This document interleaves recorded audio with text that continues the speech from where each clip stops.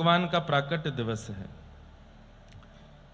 आज हम वरदराज भगवान के और श्री तिरुपति बालाजी दोनों की प्राकट्य की कथा सुनेंगे। एक रामानुजाचार्य जी के गुरु जी हैं और एक रामानुजाचार्य जी के शिष्य हैं।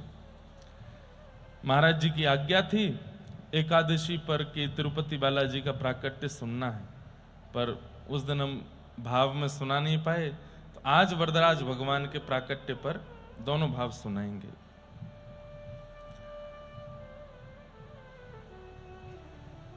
परम भक्त थे श्री रामानुजाचार्य जी श्री वरदराज भगवान के। उन्होंने भगवान वरदराज से ही षडक्षरी मंत्र की विधि समझी थी। षडक्षर मंत्र कौन सा है ये हम उस दिन बताएंगे। अष्टाक्षर मंत्र आपका मूल मंत्र है। षडक्षर मंत्र उसकी पूर्ण विधि श्री वरदराज भगवान से ही आपने प्राप्त की। एक सुंदर सिद्धांत प्राप्त किया जिसे वरदराज रामानुज संवाद माना जाता है। हमारे रामानुज संप्रदाय में बंधुओं सैद्धांतिक चर्चा बहुत ज्यादा है, वैदिक चर्चा बहुत ज्यादा है, क्योंकि हम लोग व्रज से जुड़े हुए हैं तो हमारे भाव में प्रेम रस का संचार ज्यादा रहता है। परंतु उस प्रेम रस में और चार चांद लगेंगे यदि रामानुज सिद्धांतों को समझ लिया जाए। उसी के लिए ही हमने आप लोगों को कई सारे शिष्यों को बुलवाया है।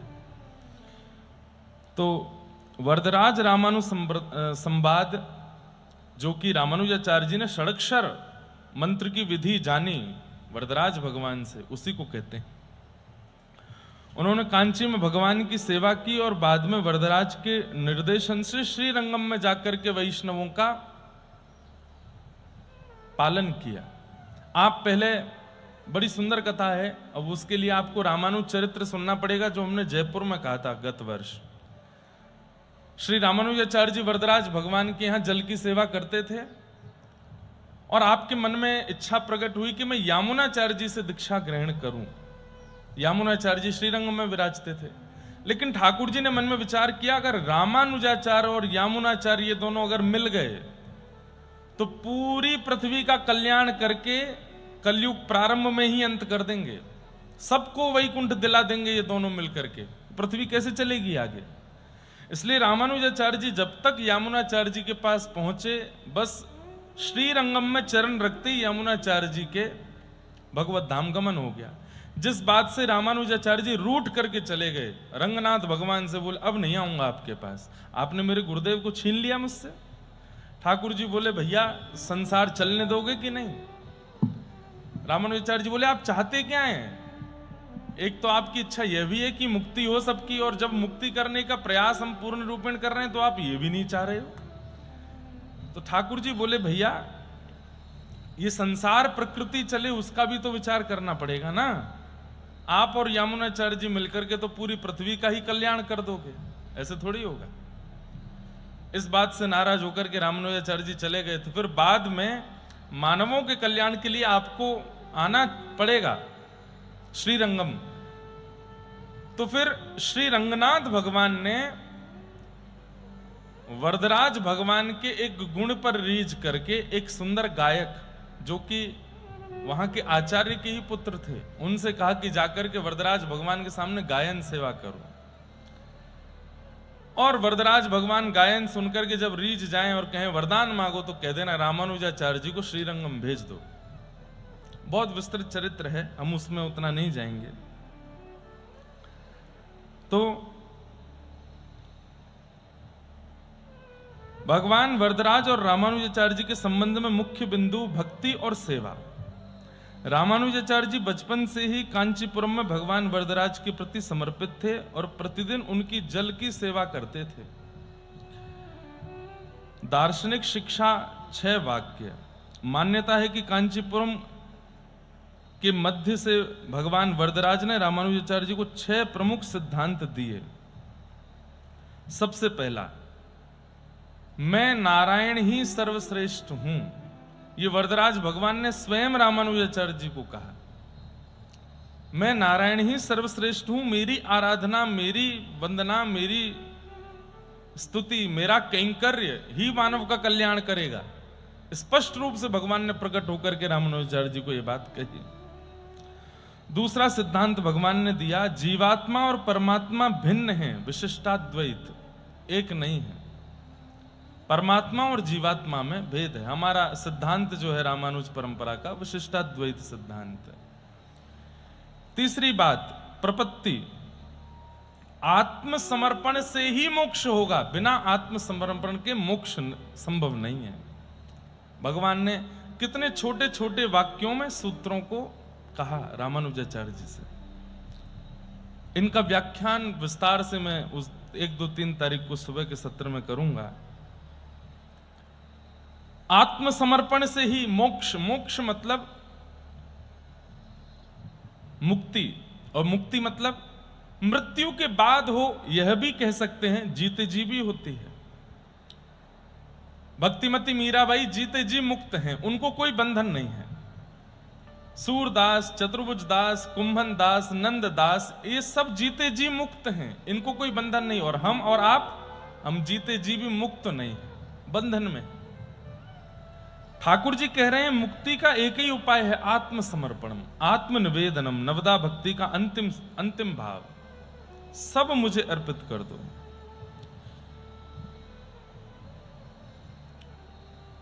और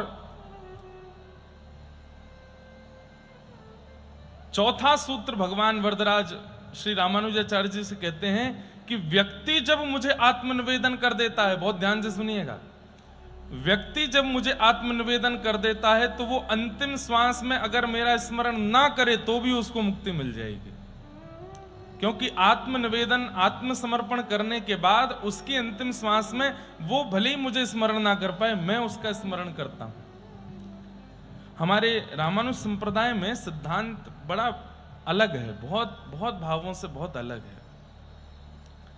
हमारे यहां ऐसा भाव कहते हैं कि शंख चक्र अंकित हो गए, माथे पर उर्ध्वपुंड विराजमान हो गया, उसके बाद ठाकुर जी कह रहे हैं चाहे जो हो जाए, तुम्हारा पतन होने से, तुम्हारा पतन होने के लिए कोई रास्ता नहीं बचेगा, पतन हो ही नहीं सकता। शंख चक्र अंकित हो गए, अब तो मेरी प्राप्ति निश्चित है।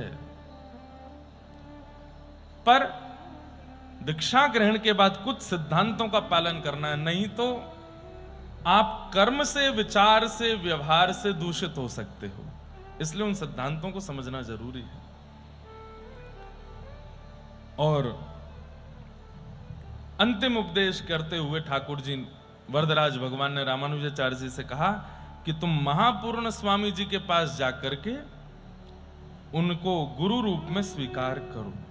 इस प्रकार ये 6 निर्देश वरदराज भगवान ने दिए। वरदराज भगवान के स्वप्न और आदेश पर ही रामानुजाचार्य जी ने कांची से श्रीरंगम जाकर के वैष्णव संप्रदाय का नेतृत्व किया। ऐसे श्री वरदराज भगवान हमारी पूरी कथा सुनते हैं। कई बार आप लोगों ने दर्शन किया होगा, भागवत जी जो विराजमान है, ये भागवत जी भी दत्त धाम की हैं। पूज्य महाराज जी ने मास कथा में हमको प्रदान की थी, तब से यही भागवत जी विराजते हैं। इन भागवत जी के ऊपर श्री वरदराज भगवान और वरदराज भगवान के सामने श्री जगन्नाथ स्वामी, आप दोनों सन्मुख विराज करके पूरी कथा सुनते हैं। तो वरदराज भगवान, रामानुजाचार्य जी का जिस दिन जयंती उत्सव था, उस दिन वरदराज भगवान का अभिषेक भी किया था हमने। तो ऐसे वरदराज भगवान का आज प्राकट्य दिवस है, उन्हें हम बारंबार प्रणाम करते हैं, बारंबार वंदन करते हैं। ये रामानुजाचार्य जी के गुरु हैं। अब आते हैं रामानुजाचार्य जी के अति प्रसिद्ध शिष्य हैं तो भगवान, लेकिन अपनी लीला से रामानुजाचार्य जी को अपना शिष्य गुरु बना चुके हैं। प्रसंग आता है कि श्री तिरुपति बालाजी विराजमान कैसे हुए। तो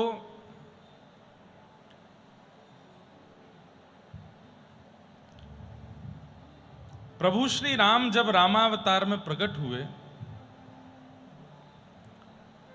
उनसे पूर्व एक वेदवती नाम की कन्या थी। बहुत ध्यान से सुनिएगा। एक वेदवती नाम की कन्या ने खूब यज्ञ किए, तप किए कि भगवान मुझे पति रूप में प्राप्त हो।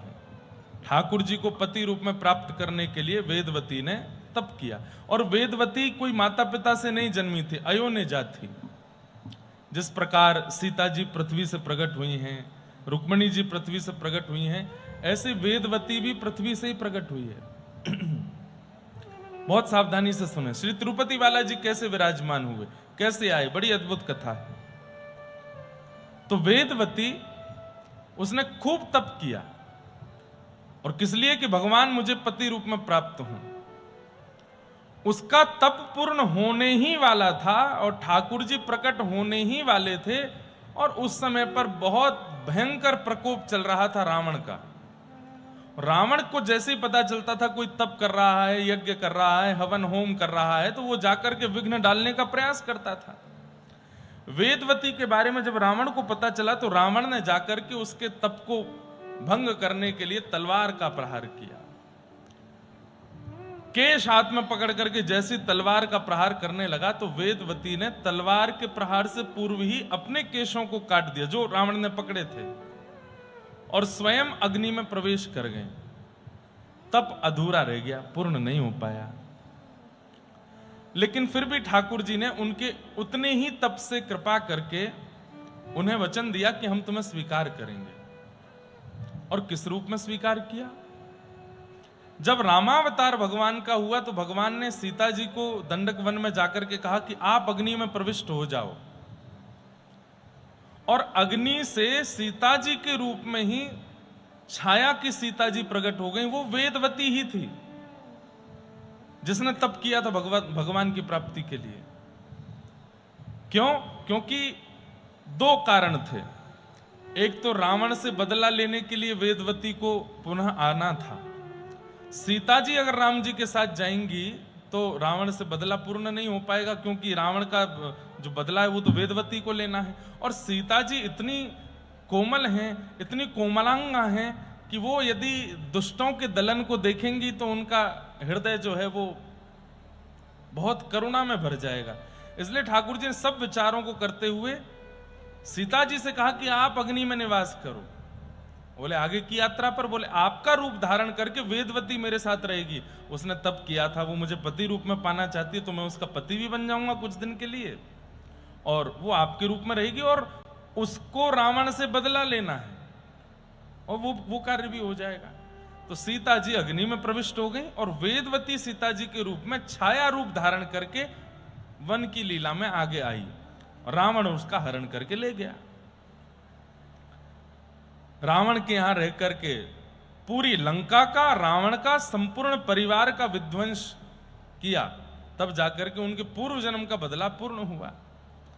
राम जी वेदवती को लेकर के वापस अयोध्या आ गए। वेदवती सीता हैं, वो सीता जी के रूप में ही, लेकिन अयोध्या आकर के राम जी मंच पर विराजते हैं, सिंहासन पर विराजते हैं, संग में प्रसाद पाते हैं, लेकिन वेदवती की ओर ज्यादा निहारते नहीं। क्यों?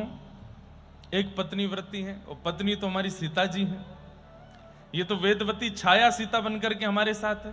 तो एक दिन वेदवती को क्रोध आया, बोली कि आपको मैंने तप करके प्राप्त करना चाहा कि आप मुझे पति रूप में मिलें, पर ये कैसा निर्वहन कर, आप मेरी ओर देखते भी नहीं है। बोले देवी, मैं मर्यादा पुरुषोत्तम राम हूं, एक पत्नी व्रती हूं, और मेरी पत्नी पावक में है, अग्नि में निवास कर रही है। आप तो वेदवती हैं, मेरी पत्नी के रूप में आई हो। तब वेदवती ने कहा तो फिर मैं पुनः प्रस्थान कर रही हूं, और मैं सबको यह बात बता दूंगी कि आपके यहां न्याय नहीं होता, कितना भी तप करो, कुछ भी करो, आप प्राप्त नहीं होते। तब ठाकुर जी बोले नहीं नहीं नहीं, ऐसा नहीं करो। बोले क्या होगा फिर?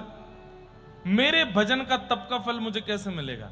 तब भगवान बोले हम तुम्हें वचन देते हैं, कालांतर में तुम आकाश राज की बेटी पद्मावती बनकर के आओगी, और हम वेंकटाधिपति श्री तिरुनारायण भगवान के रूप में प्रकट होंगे, और तुम्हारे साथ विवाह करेंगे। विवाह करके तुम्हारे साथ निवास करेंगे। इसलिए अब तुम एक जन्म और लो, आकाश राज की पुत्री पद्मावती बनकर के आओ। आकाश राज की पुत्री पद्मावती के रूप में प्रकट हुई। बचपन से ही ठाकुर जी की लीला कथा श्रवण करके भगवान को पति रूप में मान लिया। अपने पिताजी से कहा कि मैं विवाह करूंगी तो केवल और केवल इन्हीं से करूंगी, नारायण से करूंगी, इनके अलावा किसी और से मेरा संयोग नहीं होगा। इनके पिता ने कहा, गैया चराने वाला जिसका रंग भी गोरा नहीं है और हम इतने धनवान हैं, वो मेरी बेटी का वरण करेगा, इतनी संपत्ति उसके पास है। तब पद्मावती जी ने बताया, मैं तो 3 जन्मों से उनकी प्राप्ति करना चाह रही हूं पिताजी, आप कृपा करके उनको स्वीकार कीजिए ना। बोले तो उनसे कहो आकर के हमसे तुम्हारा हाथ मांगे। तब पद्मावती जी ने खूब तप किया, तप करके ठाकुर जी का आवाहन किया और तब तिरुनारायण भगवान श्री वेंकटाधिपति तिरुपति बालाजी, जिनको आजकल हम बोलते हैं, नाम उनका क्या है? तिरुनारायण भगवान, श्री वेंकटेश भगवान। तिरुनारायण भगवान प्रकट हो गए और प्रकट होकर के पद्मावती के पिताजी से हाथ मांगने गए। आपकी पुत्री ने पूर्व जन्म में तप किया था हमको प्राप्त करने के लिए, अब हम इस जन्म में आ गए इनका वरण करने के लिए, आप कृपा कर इनका विवाह हमसे कराओ। तो इनके पिताजी ने व्यंग में ठाकुर जी से कहा, इतनी संपत्ति है कि हमारी पुत्री को रख सको? तो तिरुपति बालाजी बोले, संपत्ति तो अभी नहीं। तो बोले, हम कैसे विवाह कर दें? पहले हमें दिखा दो कि हमारी पुत्री प्रसन्न रहेगी आपके पास, तो हम अपनी पुत्री का विवाह करेंगे। तब भगवान ने कुबेर से जाकर के कहा कि भाई, जितनी संपत्ति है सब हमको उधार दे दो, हम धीरे धीरे चुकाते रहेंगे तुम्हारा। सब लीला है भगवान की, भगवान को किसी से आवश्यकता है क्या मांगने की? लेकिन ये लीला करनी है ठाकुर जी को। कुबेर से जाकर के सारी संपत्ति लेकर के आए। आहा, ऐसी अद्भुत संपत्ति के स्वामी बनकर के, ऐसा अद्भुत मुकुट धारण करके, दुल्हा का रूप धारण करके वेंकटेश भगवान आए।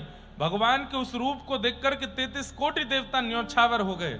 सब बारात में पहुंचे, सब बारात में पहुंचे और भगवान का श्री पद्मावती के साथ में विवाह हुआ। बोलो तिरुनारायण भगवान की, वेंकटेश भगवान की। आप पद्मावती जी के साथ में विराजमान हो गए। तभी कुछ वर्षों पूर्व ठाकुर जी का लक्ष्मी जी से थोड़ी नोक-झोंक भी हुई थी। किस बात को लेकर के? लक्ष्मी जी ने भगवान से कहा, आप में कुछ ज्यादा दया नहीं है? आपके वक्ष पर प्रहार करके भृगु मुनि चले गए और आपने उनसे एक बात भी नहीं कही। बोले, मैं ब्राह्मणों से कुछ नहीं कहता। बोले, देखिए अब आपको बोलना पड़ेगा, ऐसे अच्छा नहीं लगता है, कोई भी कुछ भी कह जाता है आप शांत बैठे रहते हो। ठाकुर जी बोले, मेरा स्वभाव है शांत रहना। शांताकारम भुजग शयनम पद्मनाभम सुरेशम विश्वाधारम गगन सदृशम वेद वर्णम शुभांगम लक्ष्मीकांतम कमल नयनम योग भीर ध्यान गम्यम वंदे विष्णुम भवभयहरम सर्वलोकैक नाथम। शांताकारम, ठाकुर जी शांत रहते हैं। और अगर उनके भक्त शांत नहीं रहते तो इसका मतलब ठाकुर जी ने भक्त रूप में स्वीकार किया नहीं है। ठाकुर जी का शांत स्वभाव लाइए चित्त में। लक्ष्मी जी रूठ करके चली गई। बोले, या तो आप भृगु जी को कुछ कहिए, नहीं तो मैं रूठ के जा रही हूं। भगवान बोले, आप जाओ, हम ब्राह्मणों से कुछ नहीं कहेंगे, वो चाहे हमसे जो कर लें, वैकुंठ भी मांग लेंगे तो मैं दान कर दूंगा, लेकिन ब्राह्मणों से एक शब्द नहीं बोलूंगा, मेरे प्राण हैं वो। लक्ष्मी जी नाराज होकर चली गई। या उसी बीच में ये वाली क्रिया हो गई कि भगवान तिरुनारायण बनकर के गए और पद्मावती जी के साथ में विवाह हुआ। नाराज होकर के लक्ष्मी जी विराजमान हो गई कोल्हापुर में आकर के। लक्ष्मी जी का मंदिर है। मुझे वहां किसी ने बोला कि महाराज जी ये पार्वती जी हैं, परंतु कई आचार्यों ने हमको कहा कि नहीं, वो पार्वती जी नहीं, लक्ष्मी ही हैं। इसलिए तिरुपति बालाजी के बाद कोल्हापुर दर्शन लक्ष्मी जी का करना अनिवार्य होता है।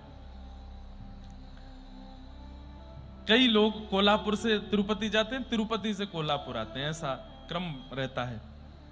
तो नारद जी महाराज लक्ष्मी जी से मिलने के लिए आए।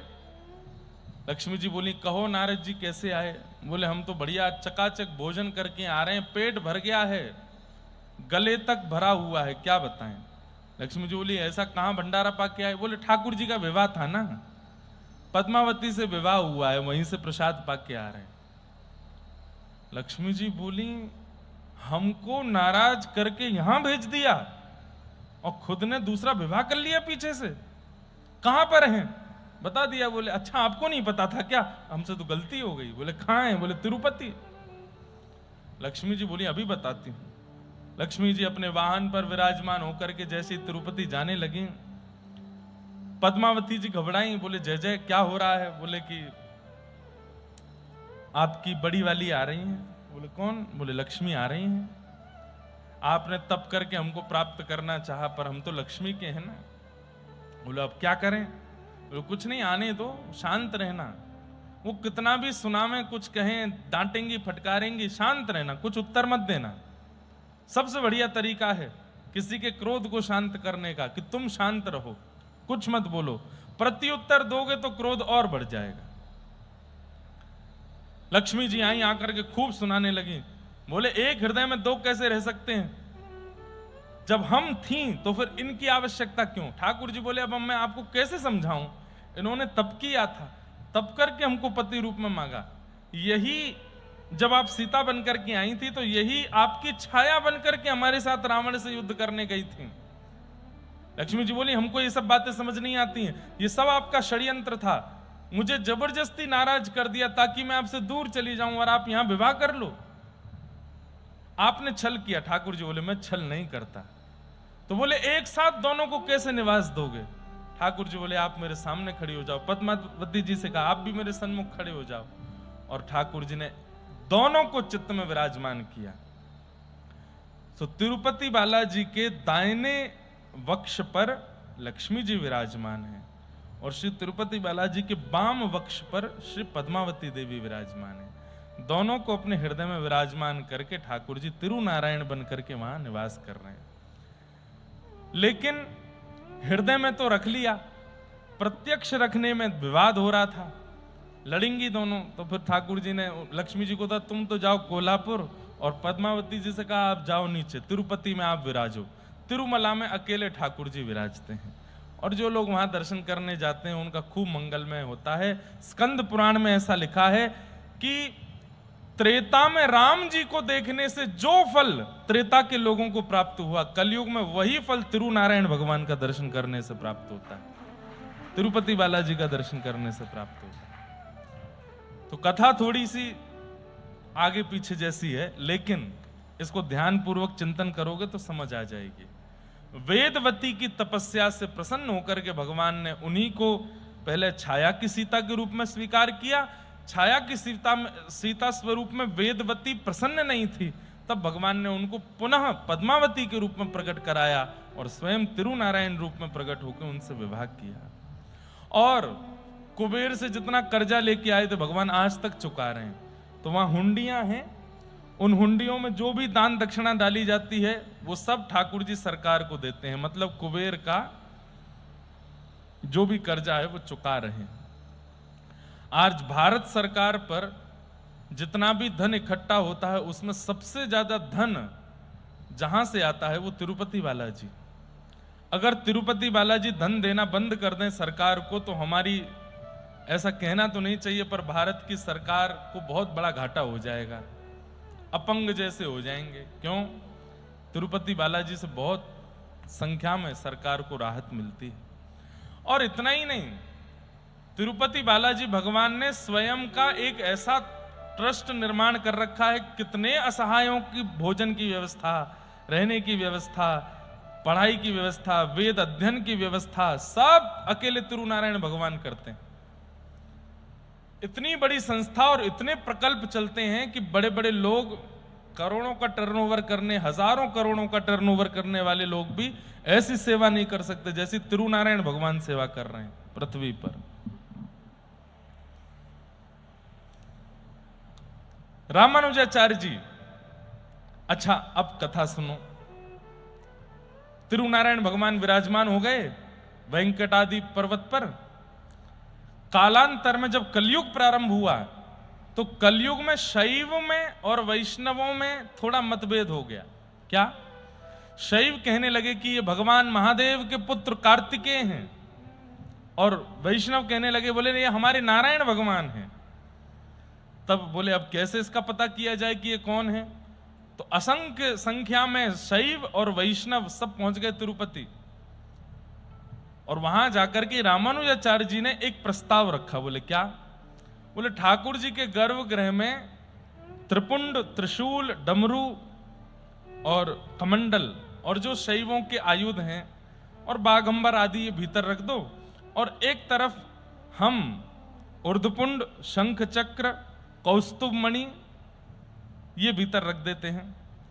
रात भर आप लोग अपना भजन करना, हम अपना भजन करेंगे। सुबह दर्शन खोलेंगे, जो आभूषण ठाकुर जी पहन लेंगे ठाकुर जी वही हैं फिर। ठीक है। त्रिपुंड आदि सब भीतर रख दिए गए, त्रिशूल आदि भी रख दिए गए। यहां पर रामानु संप्रदाय का तिलक रख दिया गया, ठाकुर जी के लिए शंख चक्र रख दिए गए, कौस्तुभ मणि रख दी गई, श्रीवत्स का चिन्ह रख दिया गया जो भृगु जी का चिन्ह है। और ठाकुर जी से निवेदन किया, जय जय हम रात भर भजन करेंगे, सुबह मंदिर खोलेंगे, आप जो श्रृंगार स्वीकार करोगे उससे यह निर्मित हो जाएगा कि आप शैव हो कि वैष्णव हो, मतलब आप कार्तिकेय हो कि नारायण हो। रात्रि में मंदिर बंद हुआ। एक तरफ शैव बैठे हैं अपना भजन कर रहे हैं, एक तरफ वैष्णव बैठ के अपना भजन कर रहे हैं। तभी रामानुजाचार्य जी के स्वप्न में ठाकुर जी आ गए। रामानुजाचार्य जी बोले, कहो जय जय, क्या आज्ञा? आचार्य प्रवर, ये कलिकाल है। कलिकाल में मैं अपनी सेवा स्वयं नहीं करता, अपना श्रृंगार स्वयं नहीं करता, अपना भोजन स्वयं नहीं पाता, मैं अर्चक के अधीन रहता हूं। मैं कैसे धारण कर लूं इन श्रृंगारों को? ऐसा मत करो ठाकुर जी, सुबह बड़ा विवाद हो जाएगा शैव और हम लोगों में। आप एक श्रृंगार तो धारण कर लीजिए। इतना कुछ करने की सामर्थ्य रखने वाले ठाकुर जी, एक तिलक उठा के पहन लीजिए माथे पे, सुबह हम लोग देख लेंगे। ठाकुर जी बोले, कदापि नहीं। पूर्ण सामर्थ्यवान होते हुए भी कलिकाल में मैं हिलूंगा भी नहीं। अपने आचार्य के अधीन रहूंगा, अपने अर्चक के अधीन रहूंगा। वो खिलाएगा तो खाऊंगा, वो पिलाएगा तो पीऊंगा, वो सुलाएगा तो सोऊंगा, वो नचाएगा तो नाचूंगा, वो पहनाएगा तो पहनूंगा। इसलिए आचार्य चरण देख लो आपको क्या करना है। रामानुजाचार्य जी बोले, अब हम क्या करें? अब मैं मंदिर के अंदर घुसूंगा तो यहां तो विवाद हो जाएगा बाहर। तब ठाकुर जी ने कहा, आप अपने मूल रूप को पहचानिए। आप शेषनाग हैं, आप शेषावतार हैं। नाग रूप धारण कीजिए। मंदिर के बाजू में एक नाली है जहां से अभिषेक का जल बाहर जाता है, और नाग रूप धारण करके वहां से भीतर आ जाइए, और भीतर आके आचार्य रूप धारण करके शंख चक्र तिलक पधरा दीजिए। तब रामानुजाचार्य जी अपने रूप में प्रकट हुए, शेषावतार, शेषनाग का रूप धारण किया, और सब बैठे थे अर्धरात्रि के समय, और आप पीछे की नाली से भीतर प्रवेश कर गए, और भीतर जाकर के पुनः आचार्य रूप धारण करके ठाकुर जी को ऊर्ध्वपुंड धारण कराया। दो भगवान के चरणारविंद, बीच में लक्ष्मी, नीचे आसन, और यहां पर शंख चक्र दोनों ठाकुर जी के हस्तकमल। हस्तकमल ठाकुर जी के बिल्कुल कंधे के ऊपर है, ऐसे हैं तिरुनारायण भगवान। तो यहां पर शंख चक्र दोनों अंकित ठाकुर जी को धारण करा दिए, और ठाकुर जी ने कहा, अब आप जल्दी जाओ। पुनः नाग रूप धारण करके आप बाहर आ गए, आकर के वैष्णवों के बीच में कीर्तन करने लगे। प्रातःकाल मंदिर जैसे ही खुला, और खोलते ही सबने देखा कि ऊर्ध्वपुंड धारण है, शंख चक्र अंकित है, जय जयकार होने लगी, श्रीमन नारायण की जय हो, श्रीमन नारायण की जय हो, और नारायण घोषित हो गए। तब रामानुजाचार्य जी ने उस स्थान का प्रकाश किया। ठाकुर जी बोले, आचार्य प्रवर, बोले जी शंख चक्र अंकित कर दिए, मंत्र और सुना दो। तो बोले, जय जय अभी नहीं, फिर कभी। तब एक बार रामानुजाचार्य जी पुनः पहुंचे। तब तिरुपति बालाजी ने उनसे पूछा कि मैं भगवान होकर के इतने जीवों का कल्याण नहीं कर पाता, आप मानव होके ऐसा कैसे कर लेते हो? ऐसा क्या है आपके पास जो इतने हजारों लाखों आपके शिष्य हैं? तब आपने ठाकुर जी को कहा, नीचे झुकिए, मुकुट उतारिए, कान पास में करिए, बताता हूं। और जैसे ही भगवान ने कान पास में किया तो रामानुजाचार्य जी ने अपना मूल मंत्र कान में बोल दिया, अष्टाक्षर मंत्र बोल दिया। ठाकुर जी बोले, अरे ये तो मेरा ही नाम है। तो ठाकुर जी से आचार्य प्रवर बोले, बस यही है, आपके नाम से ही सब कल्याण हो रहा है दुनिया का। हमारे पास कोई जादुई कोई छड़ी थोड़ी है, आपका नाम ही है नाथ। और सुनिए, बोले क्या? शंख चक्र पहले अंकित हो गए थे, तिलक अंकित हो गया था, अब नाम भी हो गया, मंत्र भी दे दिया है। तब तिरुपति बालाजी ने रामानुजाचार्य जी से कहा अब आप गुरु बनकर के ही विराजो। तिरुपति बालाजी में, बाकी सब जगह रामानुजाचार्य जी ऐसे विराज रहे हैं, तिरुपति बालाजी में ऐसे विराजते हैं। और वेंकटेश भगवान वहां पर बड़े अद्भुत रूप में विराजमान है। व्यक्ति को साल में एक बार तो तिरुपति जरूर जाना चाहिए। अगले वर्ष हमारी कथा है 2027 में, तिरुपति में कथा है, रोज जाएंगे। गोविंदा गोविंदा वेंकट रमणा गोविंदा। अब फिर आगे चल करके बड़ी वहां की विधियां हो गई, केश दान का भाव हो गया, और भी कई भाव हो गए, सब भाव हैं, परंतु मूल बात यह है साक्षात परमात्मा इस समय धराधाम पर यदि कहीं प्रत्यक्ष रूप से विराजमान है, जिन्हें अंकित करके आप कह सकते हो कि इनको देखा तो मतलब मैंने परमात्मा को देख लिया, वेंकटादि पर्वत पर विराजमान श्री तिरुपति बालाजी साक्षात परमात्मा का स्वरूप है।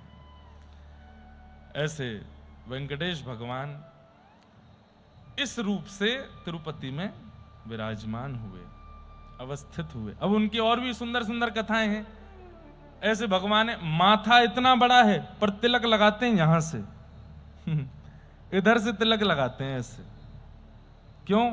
बोले एक अर्चक थे, ठाकुर जी को बड़े प्रिय थे, वृद्ध हो गए थे और कमर उनकी झुक गई थी, हाथ पहुंचता नहीं था, तो ठाकुर जी को ऐसे ही तिलक लगा देते थे। किसी ने आकर के कहा अर्चक बदल दो भैया, आप मत आया करो सेवा में, हम कुछ और। तब ठाकुर जी बोले नहीं, अब तुम्हें ऐसे ही तिलक लगाऊंगा। नेत्रों से आज भी तिलक धारण करते हैं ठाकुर जी। बस अच्छा, बृहस्पतिवार के दिन अगर मैं गलत नहीं हूं तो उस दिन का दर्शन करिए, अद्भुत दर्शन होता है। तिरुपति बालाजी श्रृंगार नहीं कराते उस दिन, 2-3 माला पहन के रखते हैं बस, और उस दिन यही माथे पर तिलक धारण कर, उस दिन नेत्र दर्शन होता है ठाकुर जी का। और बाकी के दिन ठाकुर जी यहीं से तिलक लगवाते हैं, नेत्रों से ही धारण करते हैं। उस भक्त की प्रसन्नता में आज तक ठाकुर जी ऐसे तिलक करते हैं। एक ग्वारिया था, वो रोज दूध लेकर के ऊपर आता था। ठाकुर जी ने उसको कहा कि भाई तुम वृद्ध हो गए हो, मत आया करो, इतना नीचे से आते हो चढ़ करके पूरे पर्वत पर, हमको बहुत कष्ट होता है। बोला मैं, मेरी सेवा है, मुझे रोको मत, मैं आऊंगा। तो ठाकुर जी बोले जब तक दूध मिलेगा तब तक तो आएगा, दूध मिलना बंद होगा तो फिर कैसे आएगा। तो ठाकुर जी रात को ही जाते, सब गैयाओं के नीचे बैठ के थन से दूध पियाते, सारी गैयाओं का दूध पियाते। सुबह जब वो दूध काटने बैठता तो एक बूंद दूध नहीं मिलता। अब बिना दूध के कैसे जाए ऊपर? तो गया नहीं, एक दिन नहीं गया, 2 दिन नहीं गया, 3। उसने कहा कौन आकर के रात में मेरी गायों का दूध पी जाता है। लाठी लेकर के बैठा और इतने में गोपाल रूप धारण करके श्री तिरुनारायण भगवान तिरुपति बालाजी आए और गैयाओं का थन मुख में लेकर के जैसे ही पी रहे थे, तुरंत उसने दूर से देखा ये कोई बालक है, कोई अहीर का बालक आया है, दूध पी रहा है। वहीं से निशाना लेकर के उसने जोर से लाठी मारी। ठाकुर जी भागे लेकिन लाठी जाकर के थोड़ी पे लगी और ठाकुर जी दौड़ करके ऊपर मंदिर पहुंचे। 2-4 गायों का दूध बच गया था, उसने निकाल लिया, लेकर के ऊपर गया तो तिरुपति बालाजी की थोड़ी से खून रक्त प्रवाह हो रहा था। उसने पूछा जय जय ये आपकी थोड़ी पर कैसे लगी? बोले मत पूछो, बस एक भक्त ने मारा। कौन से भक्त ने मारा, नाम तो बताओ उसका। भगवान ने उसी का नाम बोल दिया। बोले तुमने?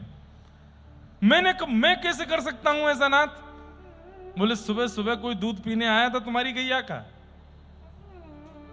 हाँ, एक ग्वारिया बालक आया था। अरे बड़ा चतुर चंचल, रोज मेरी गायों का कितना, मैं तो सोचता हूं भगवान उसका पेट है कि कुआं, इतनी सारी गैयाओं का दूध थन लगा के पी जाता था। आज मैंने पकड़ लिया, पकड़ के मारा उसमें डंडा। ठाकुर जी हंस के बोले कोई और नहीं आए थे, हम ही आ रहे थे। हम ही रोज गौशाला में आके तुम्हारी सब गैयाओं का थन निकाल के दूध पी जाते थे, आज तुमने इतनी जोर से मारा। वो भक्त बहुत रोया। बोले मैं मना कर रहा था ऊपर मत आया करो, इसलिए तुमको रोकने के लिए मैं नीचे आके दूध पी जाता था। तब उसने कहा मैंने कितना श्रम करा दिया ना आपको, अब मैं क्या करूं? तब ठाकुर जी ने उसको कहा कपूर की औषधि बनाओ और औषधि बना के लगा दो। और वो औषधि यहां लगी। आज तक ठाकुर जी अर्चकों को बोले ये औषधि जब तक हमारा स्वरूप पृथ्वी पर विराजमान है नित्य लगाते हैं। ठाकुर जी यहां पर कपूर की वो औषधि धारण करते। अद्भुत अद्भुत लीलाएं हैं, अद्भुत अद्भुत कथाएं हैं। ऐसे श्री तिरुपति बालाजी। रामानुजी वैष्णव जब दर्शन करने जाए तो तिरुनारायण भगवान को देख करके पहला प्रणाम तो करे कि हे श्रीमन नारायण मेरा प्रणाम स्वीकार करें, और दूसरा कहे जय हो हमारे बड़े गुरु भाई, हमारा प्रणाम स्वीकार कीजिए, आप हमारे बड़े गुरु भाई हैं। ऐसे श्री तिरुपति बालाजी को हम बारंबार प्रणाम करते हैं, वंदन करते हैं। तो महाराज जी की इच्छा थी कि तिरुपति बालाजी कैसे विराजे, तो वो कथा का थोड़ा सा संस्मरण संक्षिप्त रूप से हमने कहने का प्रयास किया। अब आइए श्री चतुर्भुज दास जी के पावन प्रसंग में हम लोग प्रवेश करते हैं। ये बात आप लोगों ने कुम्मन दास जी के चरित्र में सुनी है कि कुम्मन दास जी के 7 पुत्र थे। बहुत ध्यान से सुनिएगा। कुम्मन दास जी और उनकी पत्नी जब श्रीमद वल्लभाचार्य जी को प्रणाम करने के लिए गए, आचार्य चरण ने कहा कि वरदान मांगो, तो पत्नी ने कहा कि पुत्र रत्न दे दो। तब कुम्मन दास जी ने क्रोध भी किया कि तुमने ठाकुर आचार्य चरण से भगवान नहीं मांगे। तब आपकी पत्नी ने कहा कि भाई मेरी बुद्धि में जो आया मैंने मांग लिया, अब तुमको जो आवे तुम मांग लो। तो आपने आचार्य चरण से कहा कि मुझे तो नित्य निकुंज के रस का अनुभव हो, ऐसी कृपा कर दो। तब आचार्य चरण ने कहा चिंता मत करो, तुम्हारा जो भाव है वो भी पूर्ण होगा, पत्नी का भाव भी पूर्ण होगा, तुम्हारे घर 7 बालक जन्म लेंगे। कुम्मन दास जी बड़े दुखी थे, 5 बालकों का जन्म हो चुका था, एक भी वैष्णव नहीं, ना मंदिर जाते हैं, ना कीर्तन में जाते हैं, ना कथा श्रवण करते हैं, ना किसी और भाव में रहते हैं। कुम्मन दास जी बड़े दुखी रहते थे। क्यों? वैष्णव बालक क्यों नहीं है, भक्त बालक क्यों नहीं है। तब आपके 6वें बालक का जन्म हुआ, नाम था कृष्णदास। ये अष्ट सखाओं वाले कृष्णदास नहीं, इनके पुत्र ही थे, उनका नाम कृष्णदास रखा। वो भी मंदिर नहीं जाते थे, कथा में नहीं जाते थे, सत्संग में नहीं जाते थे, गौ सेवा में बड़ी रुचि थी, तो उनको अपना आधा पुत्र माना। एक दिन आप बड़े उदास होकर के श्रीनाथ जी के सामने बैठ के कीर्तन गा रहे थे, तो श्रीनाथ जी भीतर से बोले, ए कुम्मना, ऐसो तेरो मोह लटक का ही कुरो काहे गो, ऐसो बैठो जैसे तेरी बहू भाग गई हो। ठाकुर जी तो ऐसे ही बोलते हैं। कुम्मन दास बोले, नहीं नहीं ऐसो ना है जय जय। बोले तो काहे गो, अरे प्रसन्न मुद्रा में रहकर मेरे सामने कीर्तन गा रहा है, लेकिन मोह ऐसा बना रखो है कि नेक देर में आंसू निकर आमेंगे का बात है, मुकू बता। तब आपने ठाकुर जी से कहा, जय जय, बालक तो 6 हो गए घर में, लेकिन एक भी सत्संगी नहीं है। मन को बड़ी व्यथा है, मन को बड़ी पीड़ा है नाथ, मैं व्रत होता जा रहा हूं, कल को मेरे प्राण निकल जाएंगे, मेरे बाद कौन आपको कीर्तन सुनाएगा यहां आके। अरे तू चिंता करे, चिंता मत करे, चल चोरी करके आमे। और ठाकुर जी कुम्मन दास जी को चोरी कराने ले गए, और ठाकुर जी ने कुम्मन दास जी को कह दिया कि अब तेरे घर एक बालक आवेगो और वो मेरो परम भक्त होगो। आप प्रतीक्षा किए और बस कुछ ही दिनों में श्री कुम्मन दास जी के यहां पर एक सुंदर बालक ने जन्म लिया, और जन्म लेते ही आप गाने लगे, आयो चतुर्भुज को दास। कथा सुनी थी कुम्मन दास जी के चरित्र में कि जब ठाकुर जी छीके से मटकी माखन चुरा रहे थे तो धोती नीचे उतरने लगी, तो 2 भुजा से धोती पकड़ी, 2 भुजा से छीका, चतुर्भुज रूप में दर्शन किए। तो कुम्मन दास जी ने अपने उस 7वें पुत्र का नाम चतुर्भुज दास रखा। आयो चतुर्भुज दास, आयो चतुर्भुज दास, ऐसा करके आप कीर्तन करने लगे। चतुर्भुज दास जी का जन्म हुआ।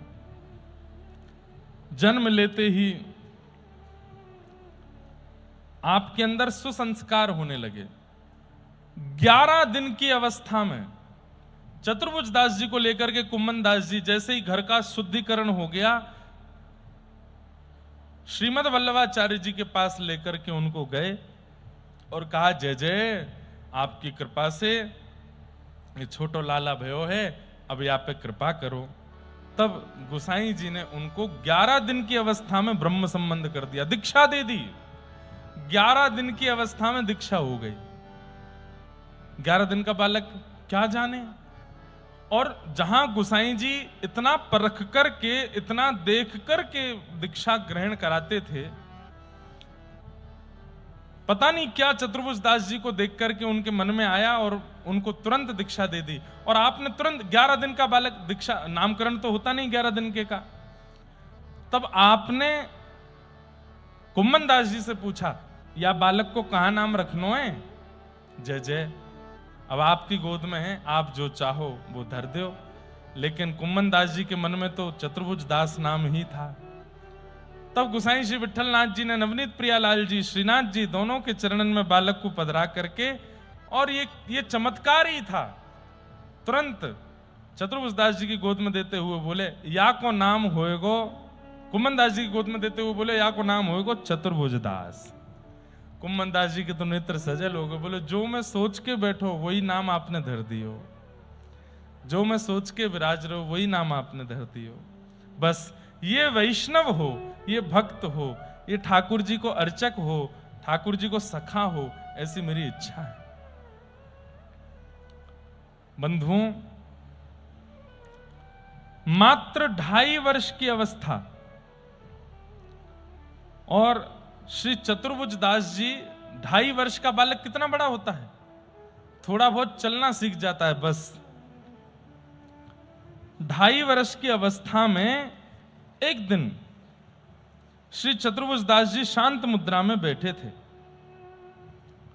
और उनको बैठे देख कुम्मन दास जी ने पूछा,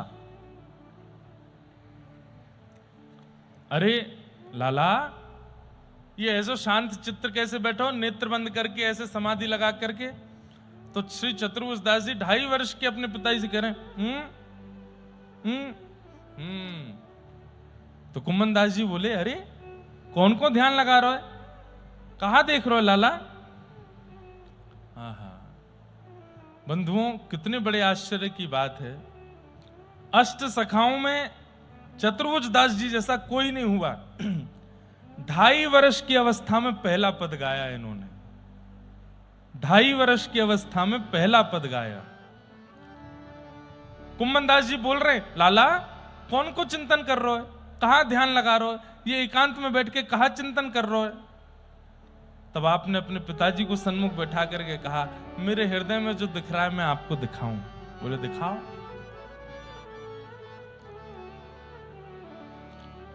गोरज राजत सांवल अंग, गोरज राजत सांवल, गोरज राजत सांवल अंग, गोरज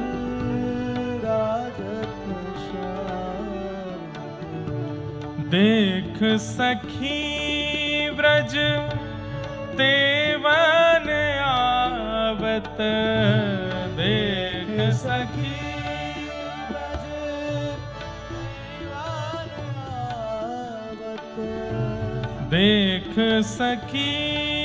व्रज तेवन आवत, देख सखी व्रज तेवन आवत, गोविंद गोधन संग,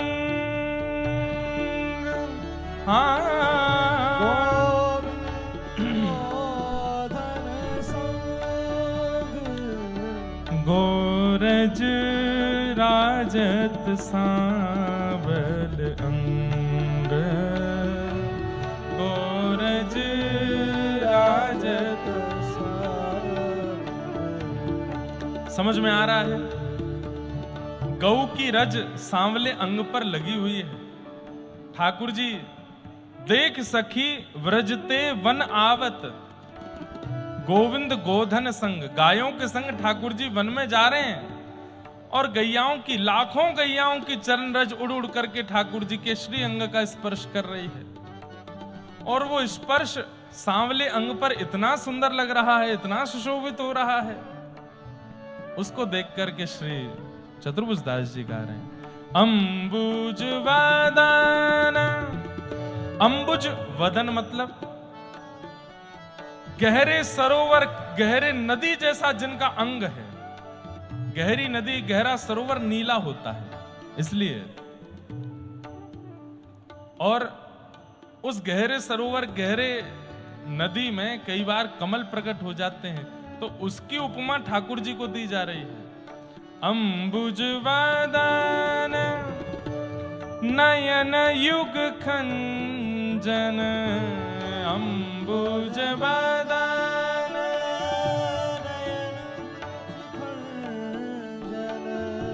अंबुज वदन नयन युग खंजन, अंबुज वदन। नयन मानो जैसे कोई छुरी जैसे हो, जिसको देखते हैं घायल हो जाता है। क्रीडट अपने रंग, हाँ क्रीडत अपने रंग, हो क्रीडत अपने रंग, हाँ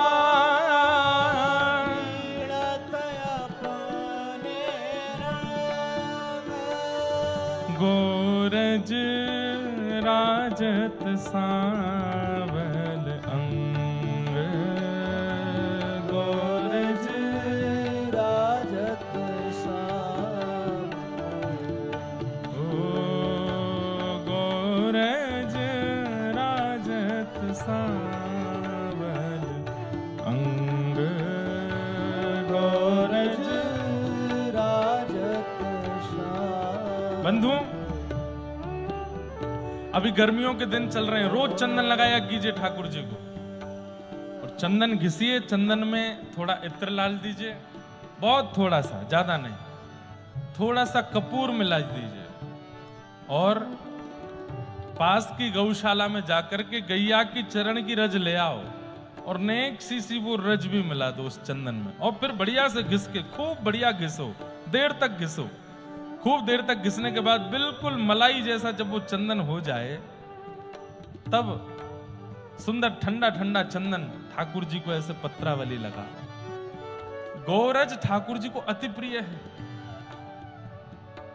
मैया तो चंदन लगा करके भेजती है, लेकिन धूप में जाते ही ठाकुर जी को पसीना आता है, तो चंदन की बिंदी जो है वो सब गीली हो जाती हैं, तब गैयाओं की रज उड़ उड़ करके जाती है और उस चंदन बिंदु पर जाके लग जाती है, और शोभा सुंदर लगने लगती है ठाकुर जी की।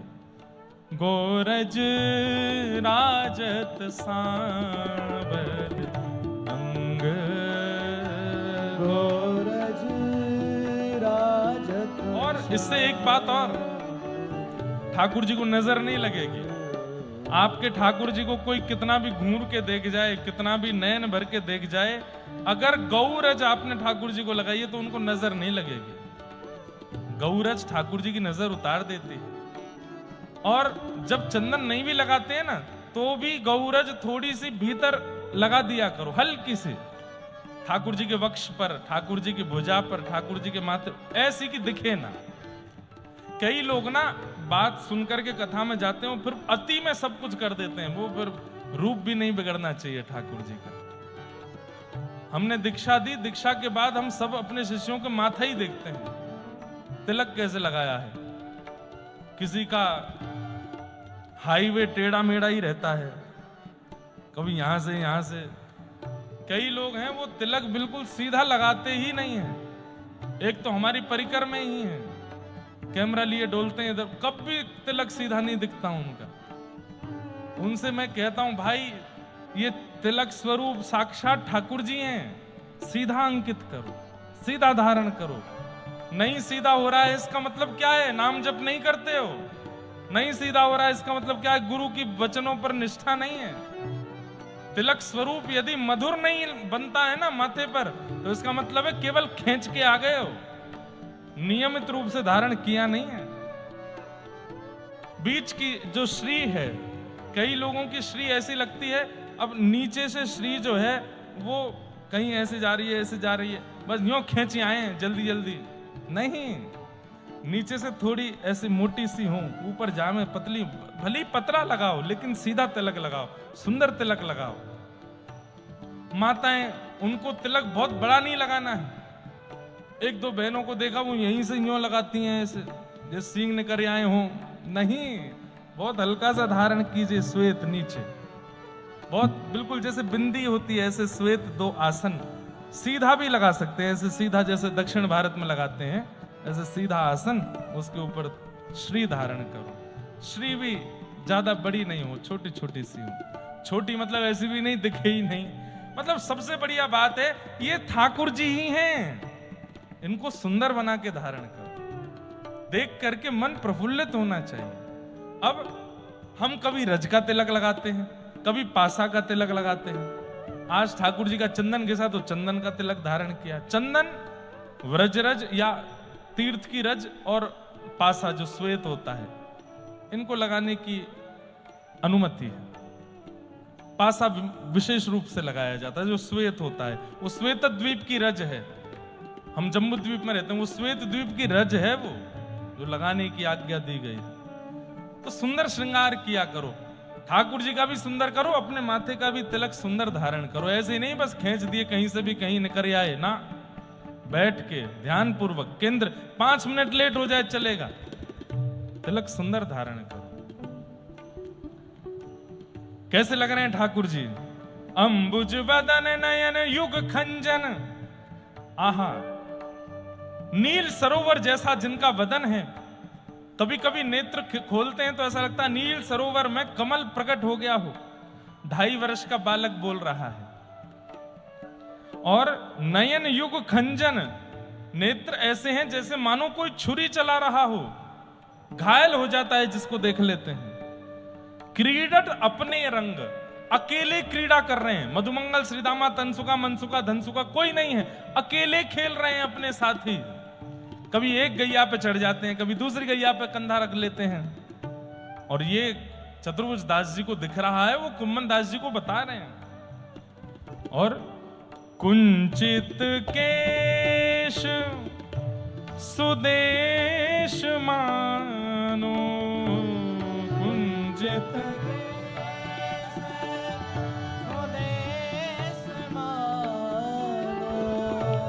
अली शोभित ये संग प्रसंग, अली शोभित ये संग, कवहु कवेणु बजावत गिरधर,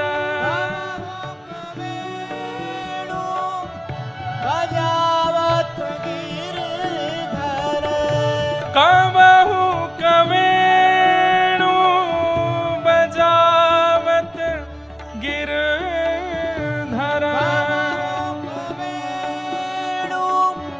बजावत गिरधर, नाना तान तरंग, ओ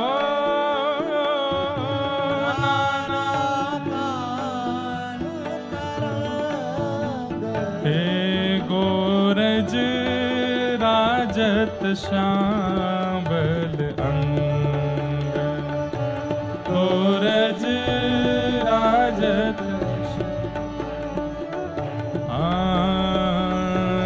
गोरज राजत सांवल अंग, गोरज राजत चतुर्भुज प्रभु गिरि धर नागर पे, चतुर्भुज प्रभु धर नागर पे, चतुर्भुज प्रभु गिरिधर नागर पे, चतुर्भुज प्रभु गिरिधर नागर पे, हे बारों कोटि अनंग, बारों कोटि अनंग, सूरज राजत श्यामल अंग, सूरज राजत श्यामल, ओ गोरज राजत श्यामल अंग, गोरज राजत श्याम, हे राजत श्यामल, राजत श्याम, ओ राजत श्यामल, राजत श्याम, हे राजत श्यामल।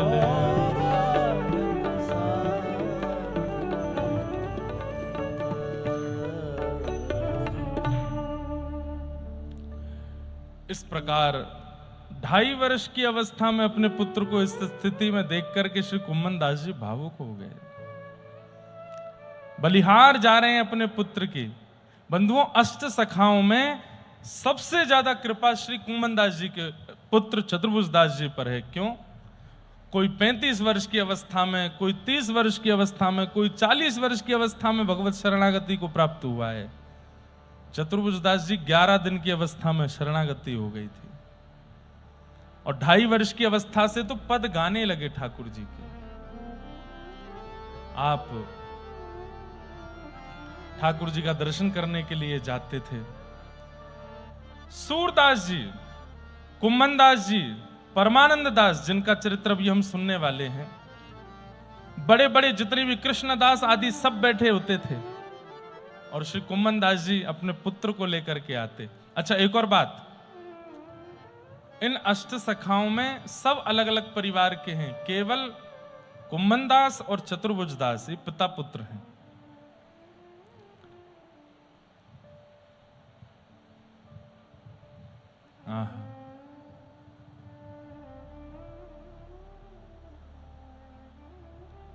आप ठाकुर जी का मधुर दर्शन करने के लिए आते, गुसाई जी से जाकर के कुम्मन दास जी कहते, जय जय, आपको ही बालक है, आपकी कृपा से ही प्राप्त भयो है, बस श्री जी से प्रार्थना करियो। बंधु, हमारे यहाँ श्री जी शब्द लाडली जी के लिए नहीं कहा जाता, दोनों के लिए कहा जाता है।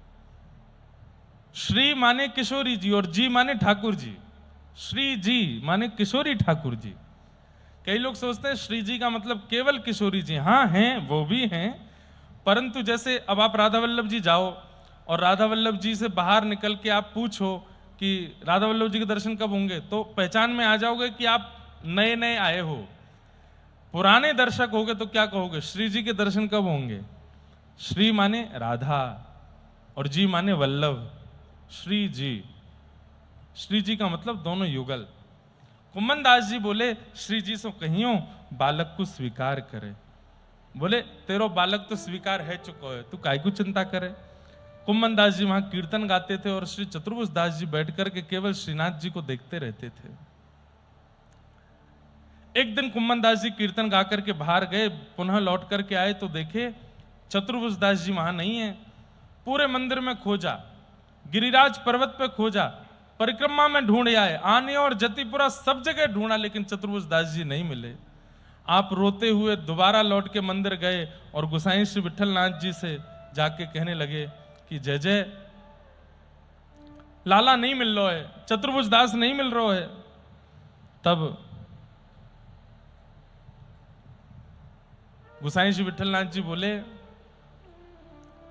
वो तेरे लाला दिखाऊं कहां है? बोले दिखाओ। तभी आपने गिरिराज पर्वत के ऊपर से एक सुंदर वन की झरोखों में दिखाया, तो वहां श्रीनाथ जी चतुर्भुज दास जी के साथ खेल रहे थे और कुम्मन दास जी अपने पुत्र को ठाकुर जी के साथ खेलता हुआ देख रहे थे। कुम्मन दास जी की जो स्थिति हुई है, रो रो करके बेहाल हो गए। बोले जय जय ने स्वीकार कर लियो मेरो लाला स्वीकार कर लियो जय जय ने। और महाराज ऐसी झांकी देख करके श्री कुम्मन दास जी आनंदित हो गए। नित्य आप चतुर्भुज दास जी को लेके चले जाते थे और वहां ठाकुर जी के मंदिर में भीतर जाते, बाहर नहीं आते, अंदर से अंदर गायब हो जाते। ठाकुर जी उनको लेकर के खेलने चले जाते। ऐसा प्रेम, ऐसा मोद बाल्यावस्था में ही श्री चतुर्भुज दास जी के साथ बढ़ने लगा। एक बार जन्माष्टमी का दिन था और श्री जन्माष्टमी के दिन सूरदास आदि सब बैठे थे और तभी चतुर्भुज दास जी वहां आए और सबसे पहला पद सबकी आज्ञा से चतुर्भुज दास जी ने गाया।